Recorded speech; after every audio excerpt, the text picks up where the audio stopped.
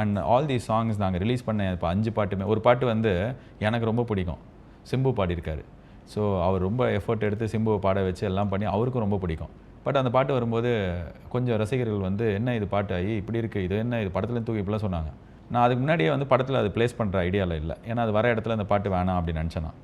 But நான் அதை ஒரு இன்டர்வியூவில் சொன்னேன் இது மாதிரி எடுத்துட்டோன்னு. இப்போது எடுத்துட்டோன்னு சொன்னதுலேருந்து இப்போ வரைக்கும் people are just blocking and என்னோட ஃபுல் இதில் வந்து டைம் லைனில் வந்து இப்போ ப்ளீஸ் அந்த பாட்டு வைங்க, நாங்கள் இப்போ அதுக்கு அடிக்ட் ஆகிட்டோம், பயங்கரமாக இருக்குது ஸோ இவரோட பாட்டு தான் படத்துக்கு ஒரு பெரிய விசிட்டிங் கார்டாக போர்ட்ஃபோலியோவாக மாறிச்சு. So because I thought this boy had great energy and he has great energy and அவர் ஒரு ஜென்ரேஷனல் டேலண்ட். அதனால தான் என்னென்னா இப்போ வந்து போன ஜென்ரேஷன் இசை ரசிகர்கள் இருப்பாங்க, இந்த கரண்ட்டில் இருக்கிற ஆக்டிவாக இருக்கிற ஆளு, இவங்க எல்லாருமே அவர் பாட்டு வந்து ரெசிஸ்ட் பண்ணுறாங்க.